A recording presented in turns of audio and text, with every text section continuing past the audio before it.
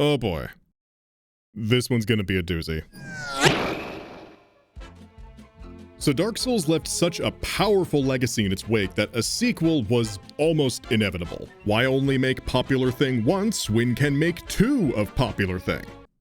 Wait a minute. I remember the monumental amount of hype that Dark Souls 2 got when it was first announced. The reveal trailer, the initial gameplay demos, and all the speculation buzzing around all of them.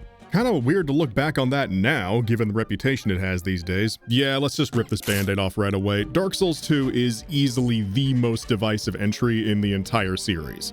And it's weird, because I remember playing this game way more than I did the first one. But in all fairness, that's probably because Dark Souls 2 is much bigger. Like, no joke, Dark Souls 2 is colossal in comparison to its predecessor.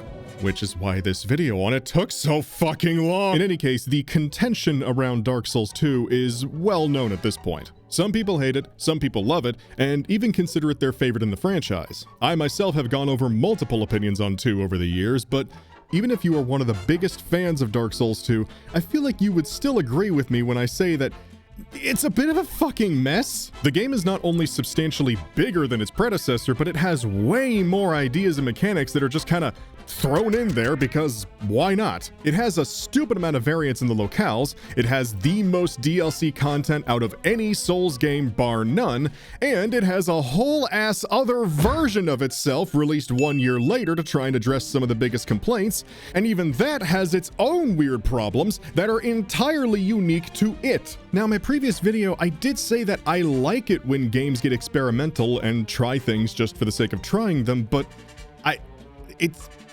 it's complicated. So instead of umming and erring about it here, we're just gonna dive in. I'm gonna be approaching it in a similar way that I did Dark Souls 1, but for the sake of my own sanity, we're gonna be splitting this up into multiple parts.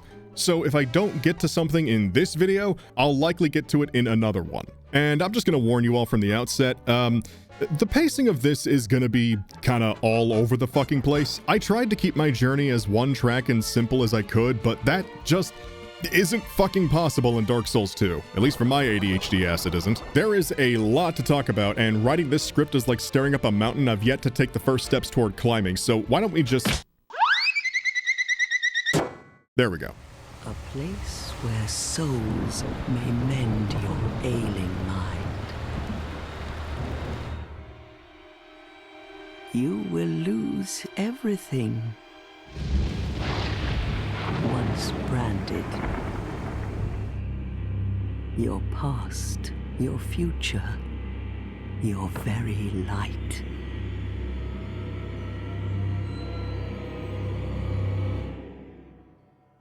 Well, first off, I gotta say, I really like the presentation of the intro. The visuals are striking and haunting, the music is fittingly ominous, and while I am missing all the context, I get the idea and the theme behind this intro immediately. You're going hollow, losing your mind, your identity, and every scrap of memory and purpose that comes with it. The intro is a perfect visual metaphor for what that process is like.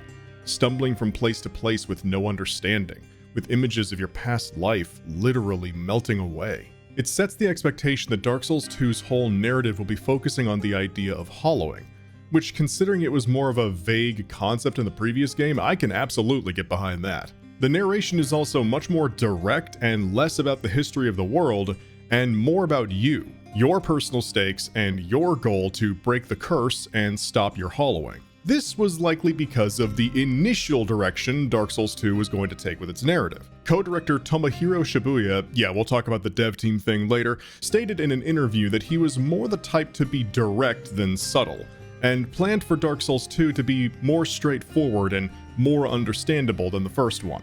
I want you to remember that sentence. Just hold on to that one.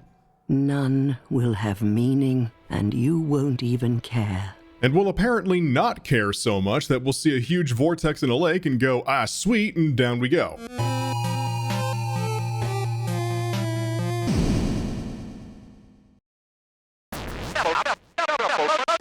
On the subject of losing your identity theft is one of those things you don't tend to think about until it happens to you. This This is you, surfing the web unprotected while this man is slurping up all your identity juices for all kinds of nefarious deeds. Don't be like this. Get yourself NordVPN, which is the sponsor of today's video. Painful segue aside, NordVPN is actually a very solid service that does more than just make the internet think you're connecting from Lordran when you're actually in Drangleic. While the location masking is useful, the reason I've been using it is for its Threat Protection Pro antivirus system, which does things like block phishing and scam websites, identify malware and vulnerable programs on your computer, and block online ads and trackers from following your every move. With online privacy being a bigger deal than ever these days, you literally can never be too careful. On top of that, it also has the dark web monitoring system, which scans all known leaked databases and hacker websites for your emails, passwords, usernames, anything that may have been exposed in a data leak.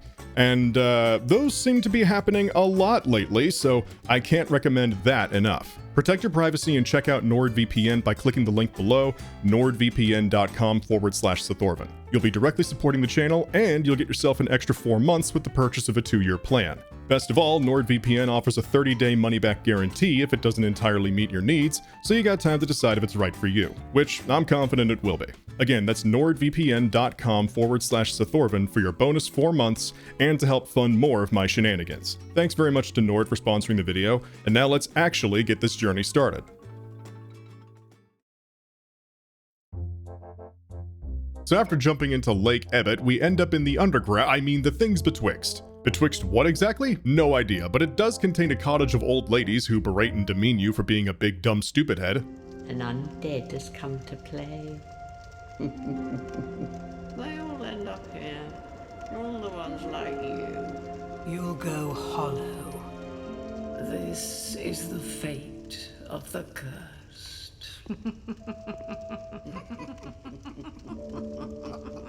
They also imply that we're not the first ones to come through here, so these gals have had practice being this ominous and petty. Gotta say, ladies, I respect the commitment. I also gotta highlight how this is a traditional cutscene, which was rare in Dark Souls, outside of just interacting with key objects or boss intros. Exposition was often delivered to you in one-on-one conversations with NPCs, flapping their mouths at you, or just beaming their thoughts into your subconscious through unblinking eye contact. Here we have moving camera angles, scene setting, a nice ambience to the room, and the animations on the old ladies are actually pretty damn good. Once again, the presentation so far is very impressive, though it's definitely going for a very different feel than the first game. Hold on to your souls. They're all that keep you from going hollow. Oh, I'll fool you no longer. You'll lose your souls. All of them. Over and over again. Ma'am, please, I just came back from the Deltarune mines and I haven't fixed the fourth wall yet. After getting a verbal dressing down by the Sisterhood of Spiteful Grannies, we reclaim our humanity in the form of getting access to the character creator. And here's where I need to bring something up. Dark Souls 2, as I mentioned, had a re-release 1 year after its debut called the Scholar of the First Sin Edition, which aimed to fix a lot of the issues people had with the initial version, polish up the graphics, and add in some new bits of content or slightly tweak what was already there. And this was the main reason the script for this video alone was such a ball ache. If I just focused on one or the other, I'd miss out on things to talk about, and believe me, I know the comments section would let me know, so to avoid that headache, I eventually decided to just go halfway on it and run 2 separate playthroughs, with the OG version being a sorcery playthrough, and the Scholar one being melee. I'll be primarily focusing on the OG playthrough, while pointing out key differences between it and Scholars where it's relevant. I also made my sorcery character a muscle-bound Chad of a lad, and did my best to make a twinkish pretty boy for my melee character, as you do. Afterward, I took some time to work off some rust in the tutorial area, so may as well go over some of the biggest changes gameplay-wise. Weapons no longer swing endlessly, usually swinging about 2 to 4 times in a combo before you need to take a second to start swinging again. We have omnidirectional dodging when locked on, and parries now have a wind-up. Yeah, this was one of the hardest changes for me to get used to back in the day, and still is now. Parries used to just be a simple timed button press, but now, depending on the weapon or shield you're using, there's a delay before your parry activates. Definitely makes it more skill-based, and I remember it feeling very good when I managed to pull off one in PvP. Also, backstabs now have an initial hit animation that has to connect before they start, and it can be dodged away from. Again, odd change, but this one doesn't affect too much. And most importantly, hollowing works differently as well. As you die, you accumulate levels of hollowing, and the more levels you have, the less max HP you have, down to a certain percentage. You can reverse the hollowing by just shoving a human effigy into your chest, and I remember running out of these things a lot. Ogres! This one is having some trouble navigating the tree, this one is trying to be sneaky, and this one has no situational awareness. What? Also down here we have the sex change coffin. Only it were that easy in real life. Hop in bed one night and just decide, you know what, I kind of want boobs tomorrow. Oh, and we also have one big difference between the two editions to point out right away. In the tutorial area, you can find these braziers all around that you can light with torches you find. And in the OG version, once you lit all of them, nothing happens. Absolutely nothing. But in Scholars, you get attacked by a red phantom NPC, whom at the point I encountered them in that playthrough, got kinda obliterated. Finally, we see a bunch of blood stains, all of which are a ton of people, or the same guy, maybe, committing seppuku in the same spot. Over, and over, and over, and over. Dark Souls 2 fans, are you okay? Well, leaving the stab-happy ghosts behind, we exit from betwixt the things and enter...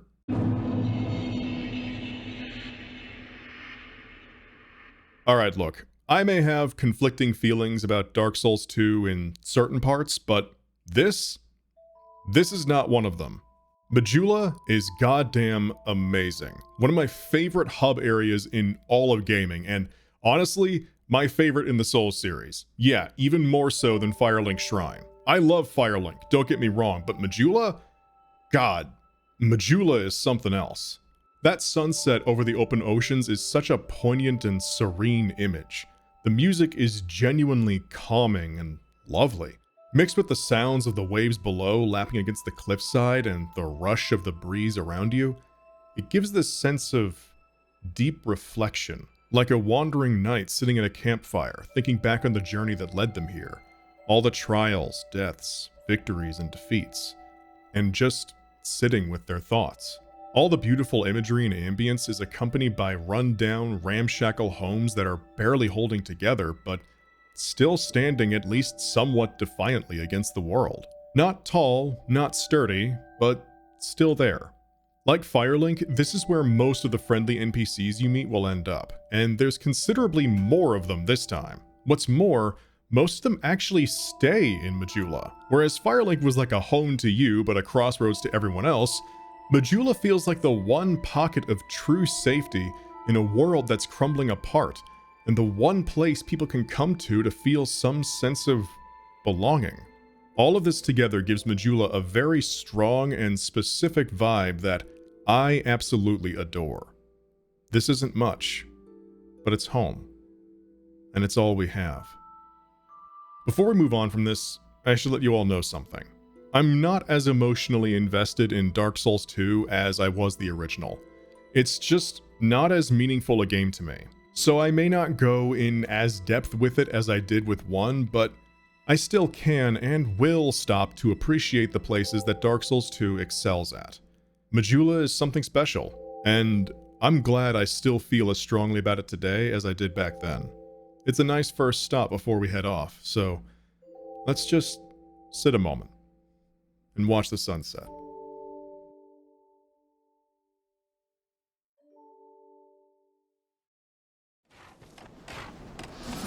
Why are these pigs so fucking tanky? Who are you? Oh, it doesn't matter. Just help me open this door. Bring me that key. Chop chop.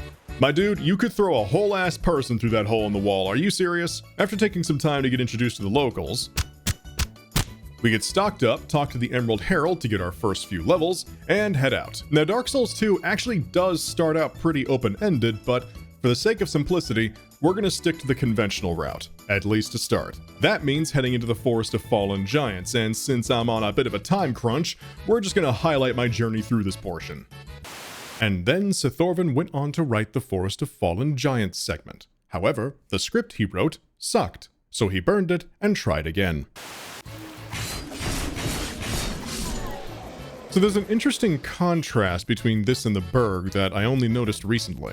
The Berg is relatively open, but your path is still pretty clear. Enemies are mostly very visible, and there's not a lot of ambushes. Here, there's more enemies tucked away out of immediate view, or ones that join the fight late, and some of the areas are made more wide open, which leads to less straightforward and more hectic fights. That's not a complaint, I should clarify, that's just a neat difference in layout I noted. One that assumes you're already familiar with how to approach a Souls game, and you do know how to do that by now, right? I mean, I devoted a whole segment to that very subject before, so I'd certainly hope so. Oh, and some guy gave me a new hat here. Doesn't really go with the outfit, but I appreciate the thought. Also, Hide Knights. In the OG version, these dudes can be found in various places around the world, just kinda pondering existence, I guess. And in Scholars, they are... not. Ah, hell. God damn, even a buckler is too much for me as a sorcerer. Apparently all those muscles are actually just for show. Well, at least I can still equip daggers, and thankfully they actually get a backstab damage bonus, which gives me access to a spell far more powerful than anything I could ever conjure. Severed Spinal Column. After reaching the next bonfire, we meet this lady, Melentia. She's a merchant who sells some pretty nice stuff and a few key items we'll want to get our hands on, but more importantly, after we spend a certain amount of souls on her, exhaust her dialogue, and come back to her later, she'll pack up her things and move to Majula. You don't realize it yet, but after doing this, we have essentially unlocked de facto infinite healing. I'll explain later. And here we have an enemy assuming it's being sneaky, right up until I bonk it twice in the face and then remove said face with magic missile. A lot of the enemies here try this, actually. So fun fact, we can open up a shortcut to the bonfire by blowing up these here black powder barrels. I have no firebombs on me at this point, but thankfully this guy up here seems to have infinite pockets of the damn things. What he doesn't appear to have is the will to throw them anywhere within the same postcode of the thing I want them to hit. I seriously tried to get him to hit the barrels for 2 minutes, and eventually he just started fucking with me.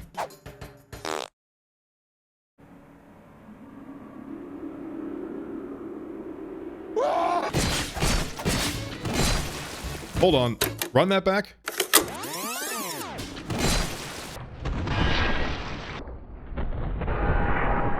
Oh, right. Adaptability. Yeah, I gotta talk about this now, don't I? So for those who don't know, adaptability was a new stat introduced in Dark Souls 2 that does... stuff. Let me see here.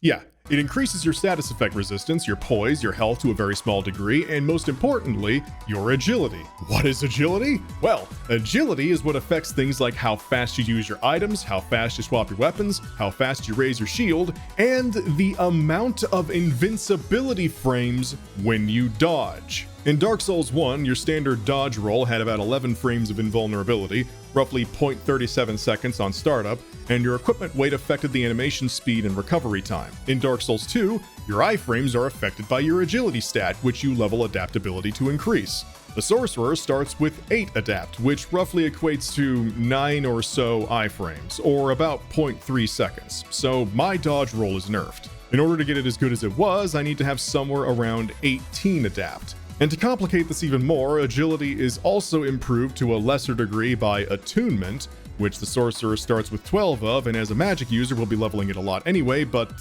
math hurts right now, so for the sake of simplicity, we'll just say 18 to 20 adapt is what we'll want eventually. Where was I? Oh. Yeah, this was a good wake-up call moment for first-time players. This guy, the Pursuer, doesn't even get a fancy intro cutscene. He just swoops in via bird, slams down in front of you with a giant fuck-off sword and shield, and rushes you down. Now, he is absolutely beatable here, but quite a lot of people didn't on their first tries. I certainly didn't, which is intentional, as this sets up your rematch with him later. I'll save my actual thoughts on his moves and such for then, but I will say that the intimidation factor of this guy is pretty damn high. 10 out of 10 intro and design. After we get atomized, we continue downward and oh shit! Sweep the area for more goodies. Hello? Beware of poison. That was not poison. Hello there.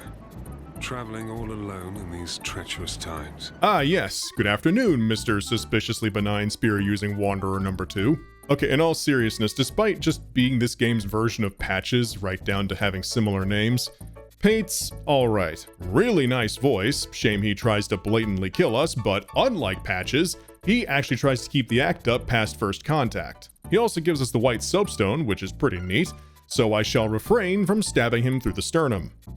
For now. I do love how one of the main attacks of these huge turtle knights is just falling over. Dude's such a fucking unit that he lets gravity do the work for him. I mean, hey, if Andre taught us anything, it's that the more broad you are, the more life tends to just work itself out for you.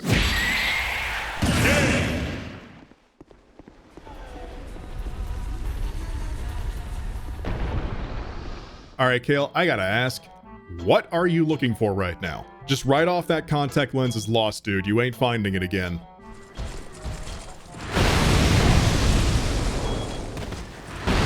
Something else strikes me about the game's combat as I get ready to take on the first boss. Enemies seem to correct their aim very quickly if you don't dodge at about the right time. I'm not really sure if it's doing anything different than Dark Souls 1, but I started feeling this familiar sense of frustration with some of these fights.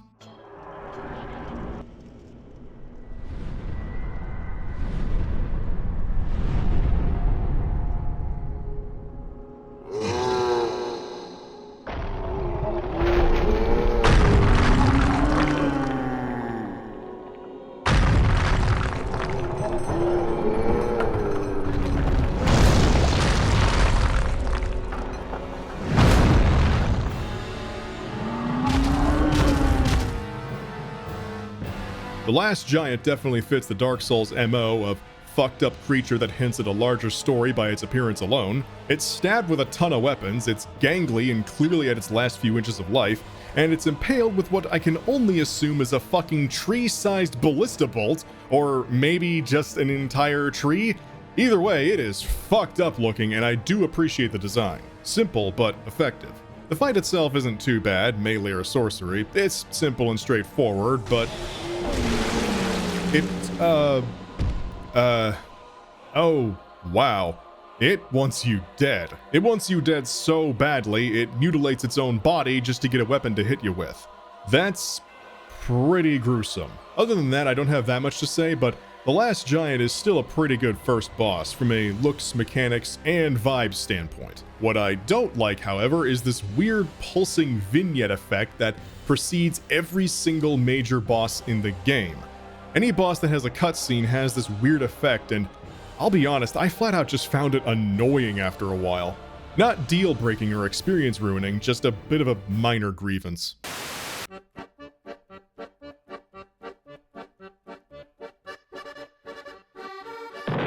The name's Lenigrast, and you are... another useless traveler. A man ought to labor with his feet planted firmly in the earth, not roam around like you flirtatious vagabonds. Well, ain't you chipper? You know, I could have just kept this key and left you to figure out how to get into this impregnable fortress on your own. Also, flirtatious I may be, but you, my good man, are no Andre. Good day. While we're here, we use the house key to check out the manor from earlier, good lord that is one huge ass book, and make our way to the basement. Who's there?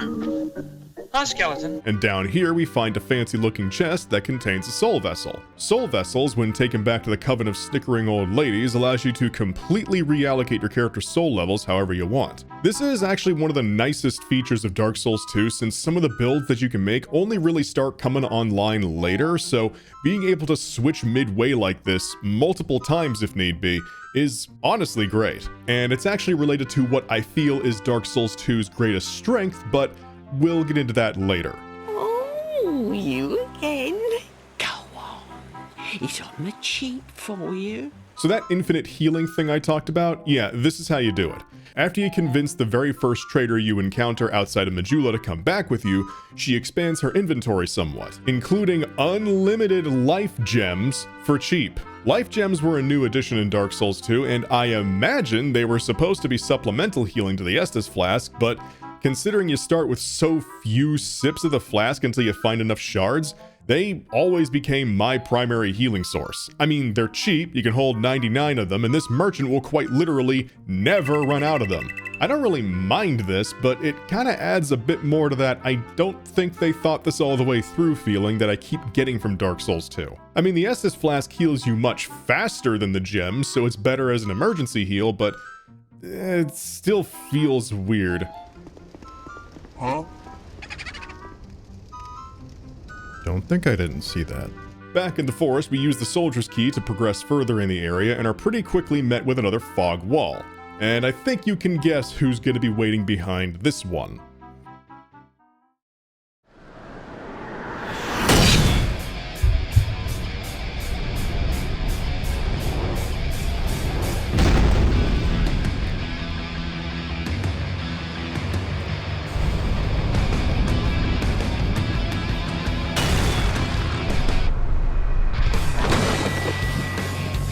Behold the Aura fields of Farmer Pursuer and see that they are flourishing. Yeah, that intimidation factor is still holding strong. Regardless of anything else I could say about the Pursuer's fight, I cannot say that this dude does not look awesome.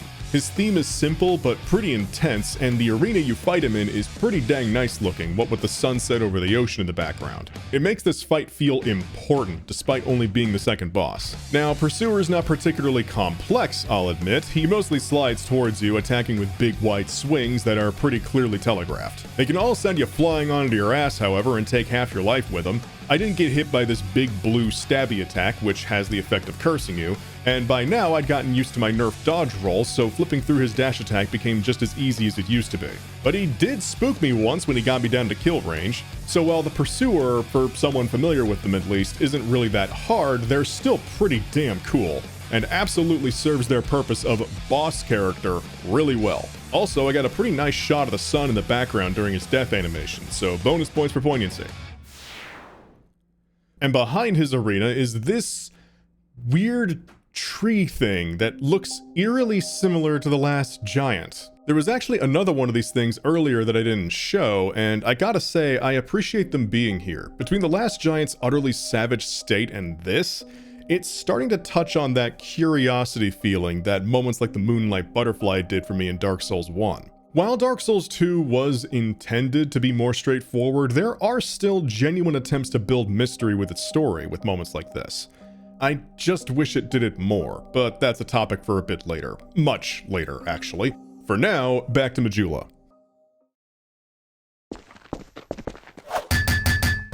I spent some time running around the forest, cleaning up items that I forgot, get the old London greeting from some friends, except with swords and spears, and pass back through Majula to merrily jaunt my way to the next major objective.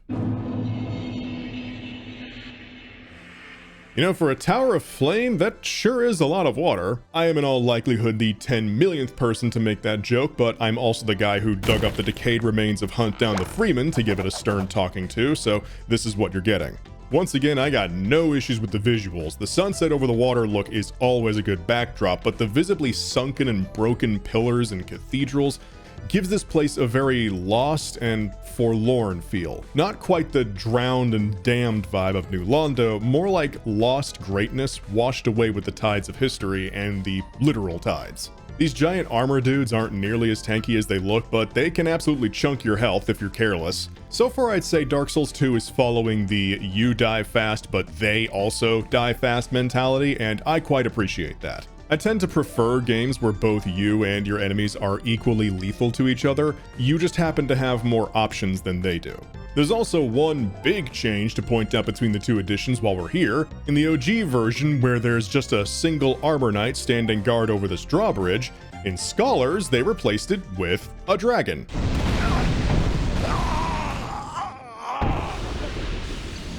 Okay, but why? I'd say more about the tower, but it's really small. It's less of a level and more of a collection of about 4 or 5 platforms. Very pretty and impressive looking platforms, but nothing much else to say here. Well, except for...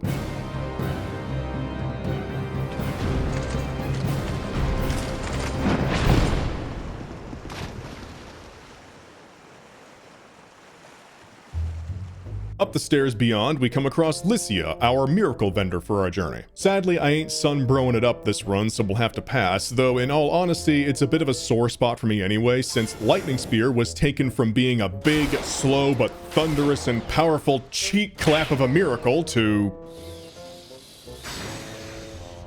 being far less awesome. And while my memory on this is a little fuzzy, I'm pretty sure the entire Lightning Spear line of spells got nerfed, because I remember going to bed one night with 18 casts of Great Lightning Spear on my Faith character, and I booted the game up the next day to find that I instead had 9. So Lycia is positively radiating with trustworthiness right from the get-go, as you can see. Without any goings-on, I'll have to move soon, to a place I could help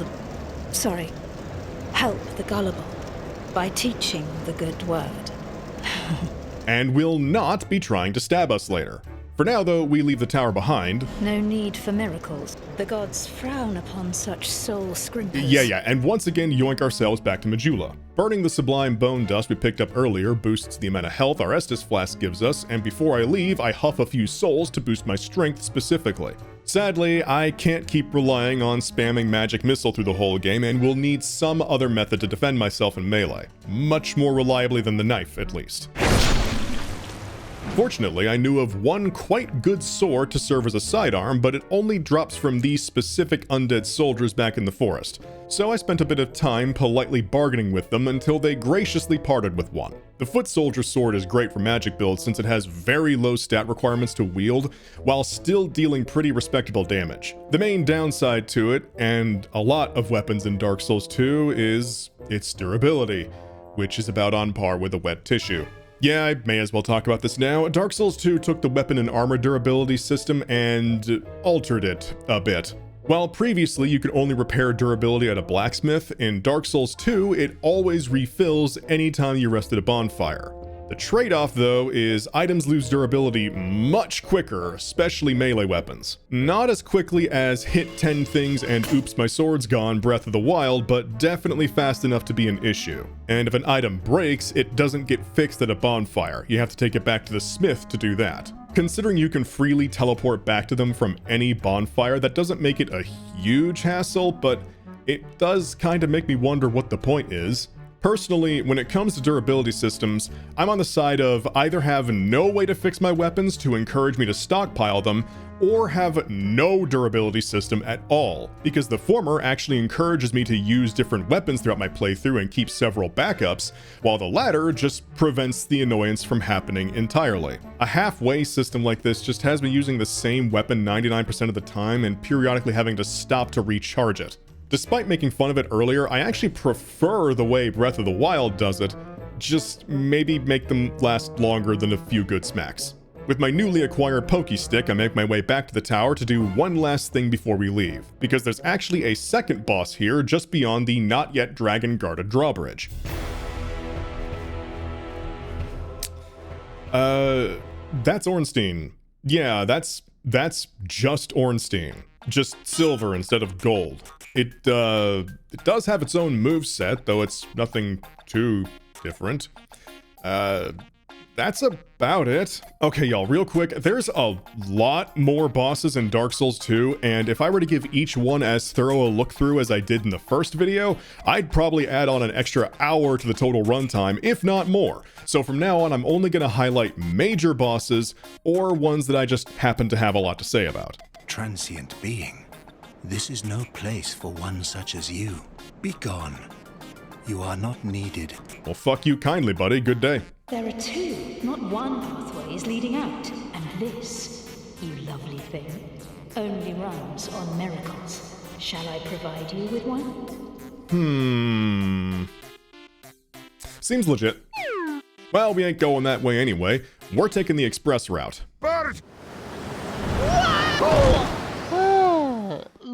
So the Lost Bastille is... hold on. Okay, so the Lost Bastille... Bastille? Las Vegas is one of the substantially bigger areas of the game, and one we're going to be returning to more than once in our playthrough. We do meet a number of important NPCs here, such as Lucatiel, our recurring co-op character. I can see that you are mid-journey. If you require assistance, I will help you. I come from Mira, a land of knights. My sword is always ready. Don't hesitate to call upon me. Whatever happens, I won't be missed. She's significantly less cheerful than Solaire, but hey, she's friendly. Also, in my playthrough, I came into the Bastille from the other end you're meant to arrive at, so most of the enemies in this first part are facing away from me, which lets me do this.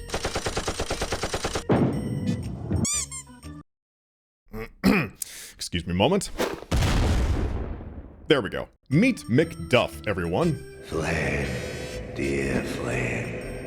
Macduff is a smith, and also a little not right in the noggin. We can't do anything with him yet since we lack a critical item we don't get till later, so for now we give him some pretty fire to hyperfixate on, rob him, then set off. Excuse me, I meant go to the Huntsman's Copse. Okay. I should reiterate, everyone, my journey through Drang Lake was unfocused, so you're gonna see this kind of thing a lot. You've been warned. This is actually the area you'd go to after Lycia opens the way for you earlier. The darker, spookier forest area of the game that...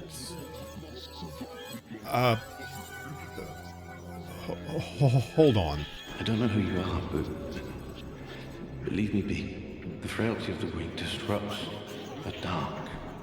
The dark.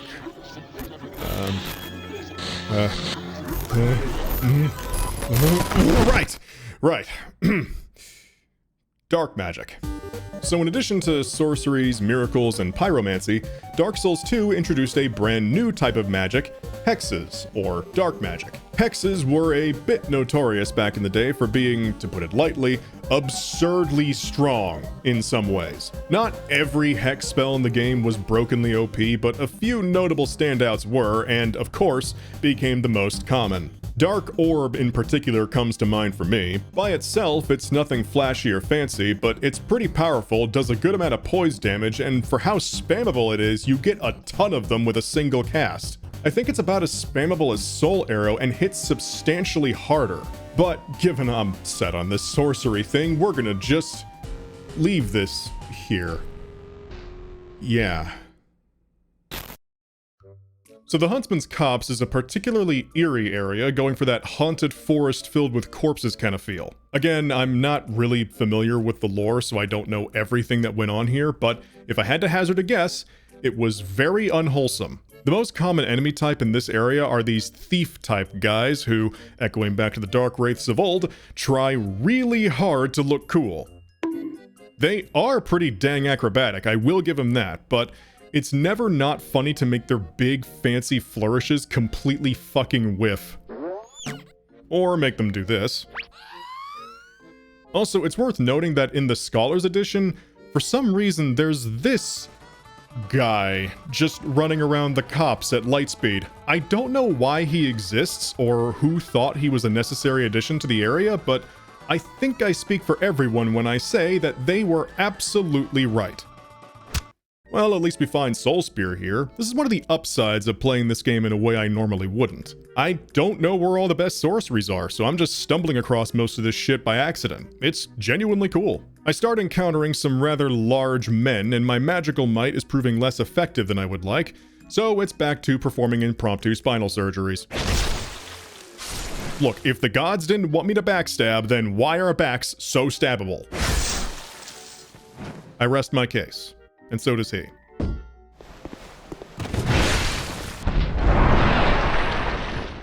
Huh. Yeah, this NPC Phantom utterly rolls me, with most of its hits clipping me through my dodge roll. Because of course, I haven't leveled Adapt much yet, and I pay for it dearly. Round 2 does end up going much better, but I want to draw special attention to this one moment. Dude leaps in one direction right as I roll, full 180s mid-air, and lands a direct hit on me. That is some wild tracking.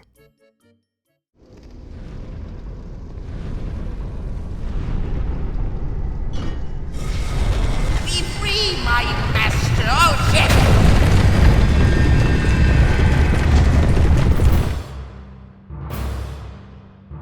So this guy is one of those bosses that's more of a level hazard than a fight, at least in its first phase. It constantly runs around its arena, slamming into you and anything else in its way. All the while, you're being attacked by these Skeleboys, who, of course, are being constantly revived by these guys. So the challenge of the first phase is ducking into safe spots to avoid the chariot, or timing a roll just right to avoid it, all while beating up skeletons and the dark magic dudes, keeping them alive. Do not do that. This ends up getting me stuck in a death loop for a while as I stubbornly tried to rush the boss down while running a build absolutely not meant to be doing that. I die quite a lot and get very upset. And what's worse, this is a completely optional area. I'm serious, this area is not at all necessary, nor is it useful to my build. It's just how you access the PvP arena, and I wasn't going to be doing any PvP. So all the death, frustration, and anger I went through here was for nothing, and it was my own fault. It's a humbling experience, looking back on your actions with a fresh perspective. And yet, despite that, in the moment, that creeping sense of frustration just kept on building and building. And I finally made the smart decision and left this area for later. Bringing down this big ol' bridge takes me to a cave with more skeletons and necromancers. And after a bit of effort, I finally stabilize the situation and take a much needed breather. After fumbling around the area and picking up anything I missed, I finally decide I'd like to see the rest of the game and proceed through the next fog gate. Well, look who the cat fucking dragged in. What's up, bucko? You got any clue inside that marble smooth grey matter of yours where the hell you are? If you haven't noticed, shit lips, you're standing ankle deep in bones in the middle of a fucking graveyard. Surely even a brain-dead chrome dome like yourself can tell what kind of shit you just got yourself into. Spell it out for you, bimbot. You've stepped into the Bone Zone. Rattle 'em, boys! Okay, I won't be on these guys long, but I just want to point out that despite being a three-way boss fight, the Skeleton Lords are vastly easier than the majority of the area leading up to them. They get staggered really easily, don't do an unreasonable amount of damage, and even though they each split into more skeletons upon death, those ones still aren't that big of a deal either. It's weird, with this setup you'd think these guys would take the cake for most annoying boss in the game, but no, the skeletal big boys are actually really tame. Well, except for the fact that one of them splits into... After browbeating the band of Bonely Boys, I decide I've had my fill of skeletons for the next eternity and press onward. And you know how From Software really loves its poison swamps? Well, how about I poison everything? Tired of breathable air, feeling a weighty sense of clean, untoxified blood flowing through your veins?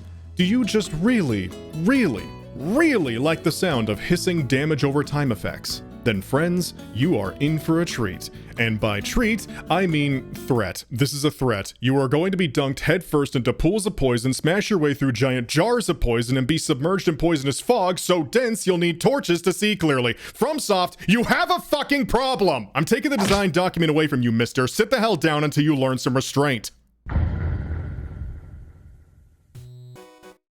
Hey everybody, hope you enjoyed that. To reiterate, this is only the first part of a series of videos that'll make up the entire retrospective, and the rest should not take me nearly as long. It really was the script and the formatting that was holding me up for all that time. Regardless, thank you very much for your patience, and hopefully I will see you all once again very soon. Thank you to all my patrons on Patreon and my supporters on Twitch, and a very special thanks to my patron, Z. Be sure to check out NordVPN by using the link in the pinned comment below, and as always, y'all have a lovely evening, and I'll see you next time.